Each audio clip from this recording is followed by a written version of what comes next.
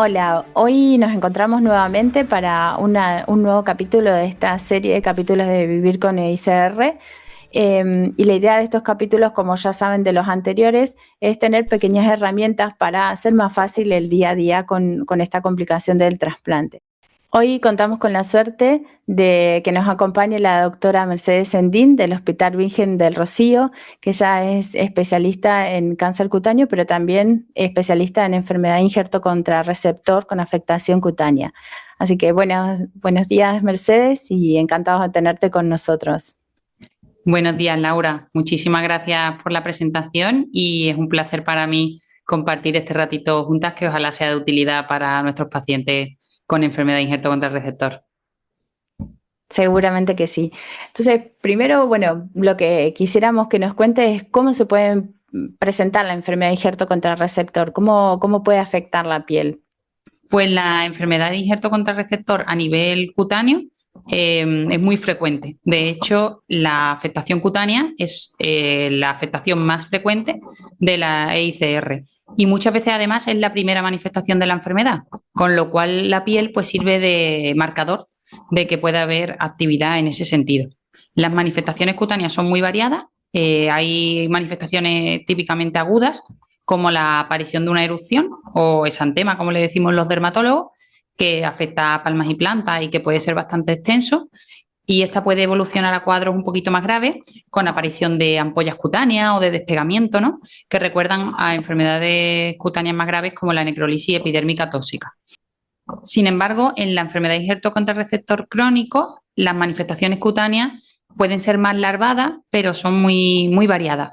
Hay algunas que son muy típicas, como la aparición de lesiones violáceas que recuerdan al líquen plano, o la aparición de fibrosis, que se le explica a los pacientes que si la piel se les pone dura es un motivo de consultar porque es una manifestación muy frecuente de la enfermedad. Pero hay muchísimas más. Cambios en el pigmento de la piel, sequedad, caída del cabello, alteración de las uñas, afectación genital, que hay que preguntarle al paciente porque muchas veces por pudor pues no nos lo transmiten. Entonces, es verdad que es una enfermedad que a nivel cutáneo es extremadamente variada. Además, hay un reto añadido, que es que los pacientes con enfermedad de injerto contra receptor crónica, por sus circunstancias de medicamento bueno, por la propia enfermedad que ha causado el trasplante, pues también están predispuestos a otro tipo de enfermedades que tienen manifestaciones cutáneas, como son las infecciones, porque tienen las defensas disminuidas por los inmunosupresores, las reacciones a medicamentos, porque son pacientes que suelen tener terapia medicamentosa pues muy amplia. Entonces, bueno, es muy importante hacer una buena anamnesis, tener una buena comunicación con el paciente para llegar al diagnóstico. Perfecto, Mercedes. Entonces, con esto creo que queda muy claro que además de que pueden ser lesiones muy variadas, desde cambios en la coloración hasta otro tipo de lesiones, no todo lo que aparece en la piel es una enfermedad de injerto contra receptor, o sea que esa comunicación que hablas es muy importante. Sí, yo creo que este mensaje también es muy importante transmitirlo a los pacientes.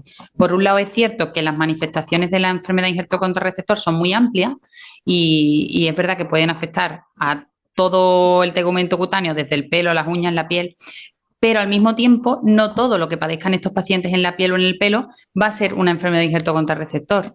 Entonces, si bien es importante que ellos se vigilen y conozcan esto, nos lo comuniquen en primer lugar a vosotros, ¿no? A su equipo de hematólogos de trasplante, eh, que conozcan que es verdad que las manifestaciones son muy variadas, pero que ejerzan una vigilancia con tranquilidad porque no todo lo que les aparezca en la piel va a ser por la enfermedad. De hecho, me pasa frecuentemente que llegan a mi consulta pacientes con sospecha de enfermedad de contrarreceptor por un tipo de lesiones cutáneas que es muy inespecífico y que a mí me parece que puede tener otra causa y nunca llegan a diagnosticarse de ICR finalmente porque no era la causa de la lesión, sino que era o la sequedad o alguna reacción a medicamentos u otra causa.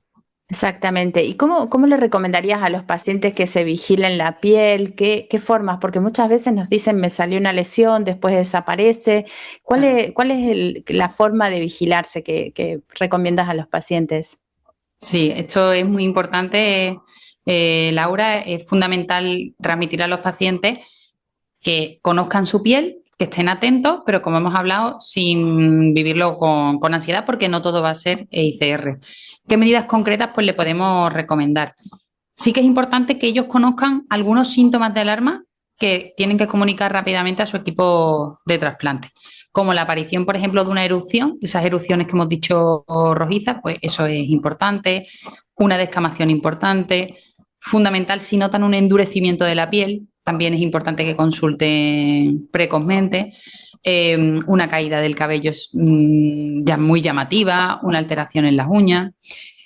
Para esas otras lesiones que, como dices, que es un escenario muy frecuente en dermatología, que van y vienen, yo les suelo recomendar a los pacientes que utilicen la fotografía, que se hagan fotografías con su propio teléfono, de forma que aunque desaparezca la lesión, pues luego nos pueden transmitir en la consulta esa información enseñándonos la fotografía. Además, la fotografía muchas veces también sirve para hacer un seguimiento, con lo cual yo creo que es una herramienta muy interesante que ellos incorporen y que luego nos transmitan esa información en la consulta para que podamos filiar por qué ha ocurrido eso. Perfecto, queda clarísimo. Y en cuanto a cómo le dirías que a los pacientes que tengan una rutina de cuidado, ¿qué es lo que les recomiendas para cuidarse no solo la piel, sino como has dicho también que el ICR cutáneo afecta también el cabello, las uñas? ¿Cuáles son los consejos de cuidado que les das?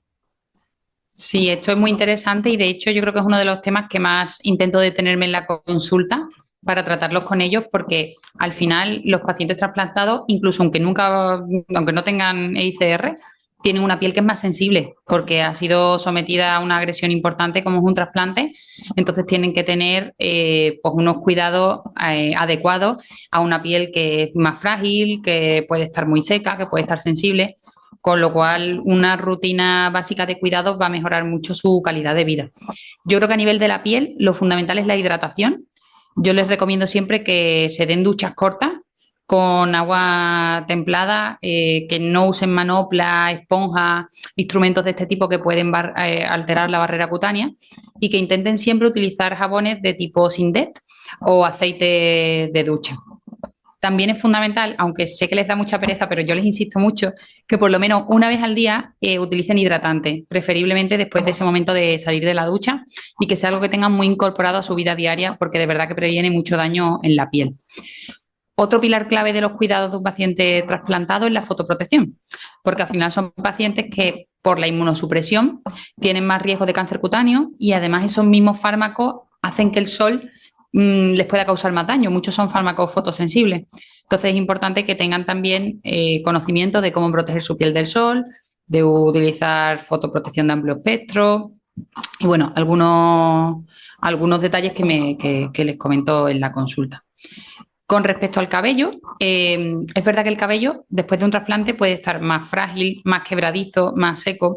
Entonces también les suelo recomendar que utilicen champús suaves, que intenten evitar, aunque entiendo que muchas veces es difícil porque todos nos gusta peinarnos con calor, pero que intenten evitar los calores agresivos, los alisados, porque es verdad que puede empeorar incluso la fragilidad y por supuesto pues si notan una caída importante o una alteración del cuero cabelludo pues tienen que consultarnos, que seguro que tenemos herramientas para ayudarles. Y las uñas, como muy bien comentabas, Laura, que muchas veces son las grandes olvidadas, pero que también se afectan mucho en la enfermedad de injerto contrarreceptor, pues es conveniente tenerlas cuidadas, recortadas rectas para que no haya ningún tipo de enclavamiento de las mismas, hidratadas y bueno, con un cuidado básico y una vigilancia de las mismas es suficiente. Perfecto, queda clarísimo.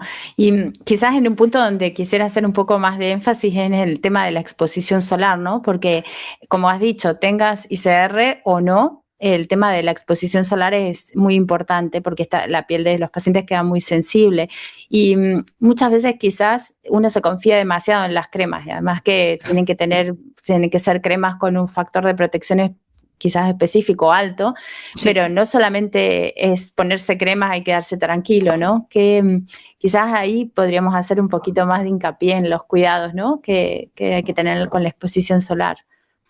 Totalmente, Laura. Yo creo que es un tema especialmente importante para estos pacientes, por lo que hemos hablado, porque después de un trasplante, pues los tratamientos inmunosupresores tanto predisponen más al cáncer de piel, que conocemos que tiene una relación muy directa con la exposición solar, como también son fármacos muchas veces fotosensibilizantes. Entonces, pues los pacientes tienen que tener mucha conciencia de esto.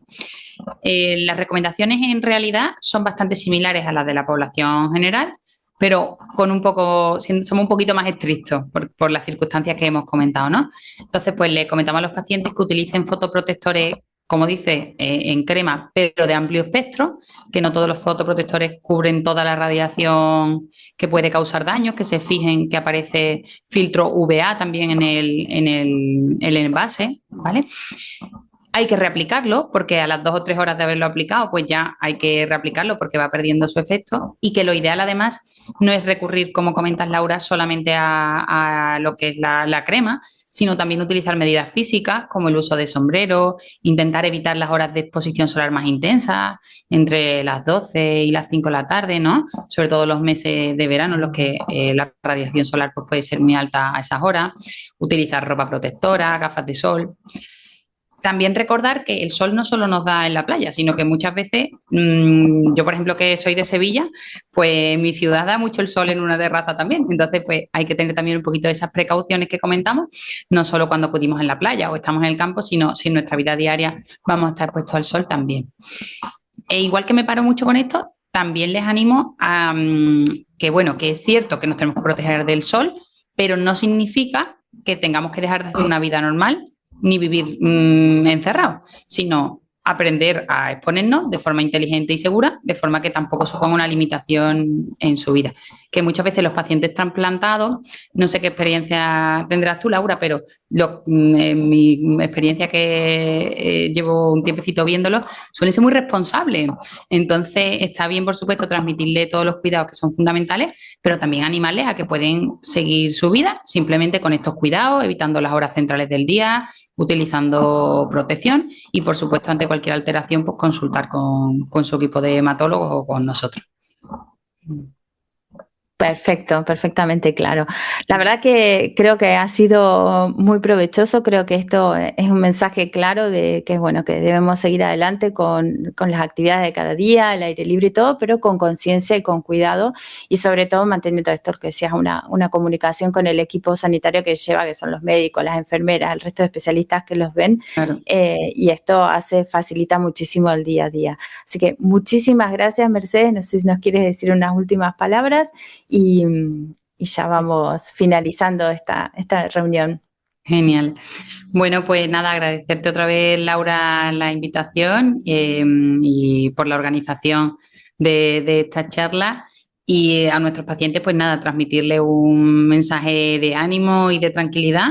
Es verdad que la ICR a nivel cutáneo pues tiene manifestaciones que limitan la calidad de vida y no podemos decir otra cosa porque es así.